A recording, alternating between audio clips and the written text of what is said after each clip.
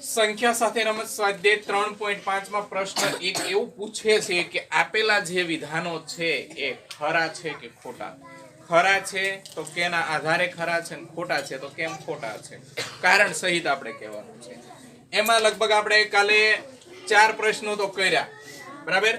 આજનો આગળનો પ્રશ્ન એ છે કે જો બે સંખ્યા સહ અવિભાજ્ય હોય, કેવી હોય? સહ અવિભાજ્ય હોય તો એ બે માંથી ઓછામાં ઓછા એક સંખ્યા ચોક્કસ અવિભાજ્ય હશે. ઓછામાં ઓછી એક સંખ્યા અવિભાજ્ય. હવે અવિભાજ્ય સંખ્યા શું એ તો આપણને ખબર છે.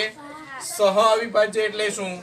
તો કે આપણે જોઈએ કે જે બે સંખ્યાનો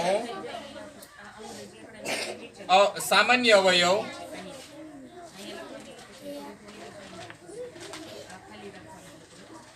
એક જ હોય. કેટલો હોય? એક જ હોય તો તે સંખ્યાઓને સહ અવિભાજ્ય સંખ્યા કહેવાય. એ નિયમ મુજબ કે સહ અવિભાજ્ય સંખ્યા કઈ? તો કે કોઈ પણ બે સહ અવિભાજ્ય સંખ્યાઓ, એટલે એ તો આપણને ખબર પડી કે સહ અવિભાજ્ય સંખ્યા કોને કહેવાય? તો એમાંથી ઓછામાં ઓછી એક સંખ્યા ચોક્કસ અવિભાજ્ય સંખ્યા હોય. તો સહ અવિભાજ્ય સંખ્યામાં કોઈ પણ બે સંખ્યાનો સામાન્ય અવયવ કેટલો હોય છે? એક હોય છે. સહ અવિભાજ્ય સંખ્યાનો સામાન્ય અવયવ એક જ હોય, પણ તેમાંથી એક સંખ્યા અવિભાજ્ય સંખ્યા હોય તેવું ચોક્કસ ન કહી શકાય.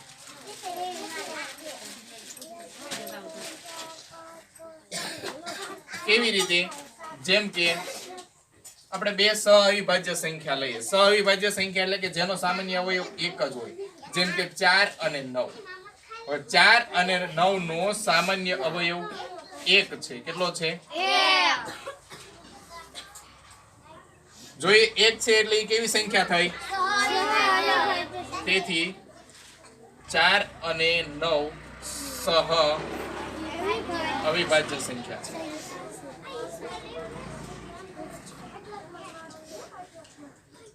હવે બે માંથી એકય સંખ્યા અવિભાજ્ય સંખ્યા છે ખાલી? સહ અવિભાજ્ય છે કે બંને સંખ્યાનો સામાન્ય અવયવ એક મળે છે એટલે સહ અવિભાજ્ય છે. પણ 4 અને 9 માંથી એકય અવિભાજ્ય સંખ્યા છે? તો કે નથી. 4 અને 9 વિભાજ્ય સંખ્યા છે, અવિભાજ્ય નથી. છે ને વિભાજ્ય?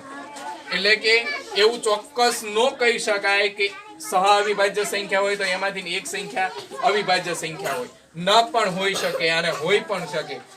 ક્યારેક એવું પણ બને કે બંને સંખ્યા અવિભાજ્ય સંખ્યા હોય. જેમ કે 11 અને 17 સહ અવિભાજ્ય સંખ્યા છે. કેમ કે 11 અને 17 બંને માંથી તમે સામાન્ય અવયવ લ્યો, કયો મળશે? એક મળશે. પણ આ બંને સંખ્યા છે એ કેવી સંખ્યા છે? અવિભાજ્ય સંખ્યા છે કે નથી? એટલે ઘણી વખત એવું પણ એક બંને સંખ્યા સહ અવિભાજ્ય સંખ્યા હોય અને ઘણી વખત એવું પણ એક બે માંથી એકય સંખ્યા અવિભાજ્ય ન હોય અને ક્યારેક એવું પણ બને કે બે માંથી એક સંખ્યા પણ અવિભાજ્ય સંખ્યા હોઈ શકે. એટલે ચોક્કસ એમ ન કહી શકાય કે દરેકે દરેક સહ અવિભાજ્ય સંખ્યામાં અવિભાજ્ય સંખ્યા હશે તેવું કહી શકાતું ઘણી વખત ન પણ હોય. જેમ કે અહીંયા ઉદાહરણમાં નથી, છે 4 અને 9 વિભાજ્ય સંખ્યા છે, બંનેના અવયવ પડે છે અને બંનેના અવયવો 2 કરતા વધારે મળે છે. 2 કરતા વધારે મળે એટલે એને કેવી સંખ્યા કહેવાય? વિભાજ્ય સંખ્યા કહેવાય. એને અવિભાજ્ય સંખ્યા કહી શકાય. સમજાય છે? આ જે દાખલો છે એ. ત્યાર પછી એફ આપ્યો છે કે 4 થી વિભાજ્ય બધી જ સંખ્યાઓ, 4 થી વિભાજ્ય બધી જ સંખ્યાઓ 8 થી પણ ચોક્કસ વિભાજ્ય હોવી જોઈએ. હવે એક બાબત આપણે આનો જવાબ આપી દઈએ કે આ વિધાન કેવું છે? ખોટું છે. હવે અહીંયા કહીએ કે 4 થી વિભાજ્ય એટલે 4 જે છે 4 અને 8 ની વાત કરીશ આપણને, તો 4 એ 8 નો અવયવ છે કે નથી? કેમ કે 4 ના ઘડિયામાં 8 આવે કે ના આવે? એટલે 4 એ 8 નો અવયવ છે. પણ 8 એ 4 નો અવયવ છે? 4 નો અવયવ નથી. એટલે કે જે સંખ્યા 4 વડે વિભાજ્ય છે એ 8 વડે વિભાજ્ય નથી. જેમ કે 24/4 કરો, થાય કે ના થાય? 4 નહીં 6, સોરી, જવાબ તરીકે 6 4 24, અથવા નો સમજાય તો આવી રીતે ભાગાકાર કરો. 6 4 4 વડે ભાગો, 4 6 નિશેષ ભાગાકાર મળ્યો, એટલે કે 4 વડે વિભાજ્ય સંખ્યા થઈ. પણ આના 24 ને તમે 8 વડે ભાગો જ જોઈએ, તો કે 8 13 24 મળ્યું કે ન મળ્યું? પણ એવી જ રીતે હું એક સંખ્યા એવી લઉં કે 4 વડે વિભાજ્ય હોય એવી સંખ્યા, જેમ કે 36. 36 ને 4 વડે ભાગો, 4 9. હવે 36 ને 8 વડે ભાગો,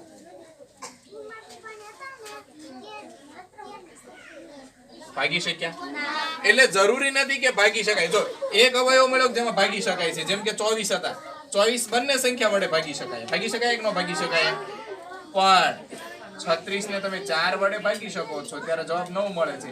પણ 36 ને 8 વડે ભાગી શકાતા નથી. સમજાય છે? 8 થી વિભાજ્ય બધી જ સંખ્યાઓ 4 થી વિભાજ્ય હોવી જોઈએ. આ વિધાન કેવું થયું, ખરું કે ખોટું? હવે અહીંયા આનો આ જ જવાબ આવશે કે 4 એ 8 નો અવયવ છે કે નથી? હવે 4 8 નો અવયવ છે, એટલા માટે જે સંખ્યા તમે 8 વડે ભાગી શકો એ બધી સંખ્યા તમે 4 વડે ભાગી શકશો. જોઈએ આપણે, જેમ કે 24/8 જે આપણને ઉપર મળ્યું, તો એવી જ રીતે 24/4 કરો તોય જવાબ મળે છે. પછી 32/8 કરો તો ભાગાકાર થાય છે કે ન થતો? તો 32/4 કરો તોય ભાગાકાર મળશે. સમજાય છે? એટલે કે 8 થી વિભાજ્ય જે સંખ્યા હોય ને એ 4 થી વિભાજ્ય હંમેશા હશે, પણ 4 થી વિભાજ્ય હોય ને એ 8 થી વિભાજ્ય હોય એવું નક્કી હોતું નથી. ઘણી વખત નહીં પણ હોય અને ઘણી વખત હશે પણ ખરી. જો અહીંયા છે પણ અહીંયા નથી. પણ આ વિધાન ખરું થયું, કેમ કે 8 થી વિભાજ્ય હોય ને એને 4 થી વિભાજ્ય કરી શકાય છે. એટલે આ વિધાન કેવું થયું? ખરું થયું, સાચું થયું. બરાબર? આ ખોટું કેમ છે એનું કારણ આ છે. આ ખોટું કેમ છે તો કે આના આધારે એ ખોટું છે, અને આ ખરું કેમ છે તો કે એમાં આ અવયવ આપ્યો છે એટલા માટે એ ખરું છે. તો સમજાય? ઈ, એફ અને જી ત્રણેય દાખલા કે કેવી રીતે એના જવાબ મળે છે.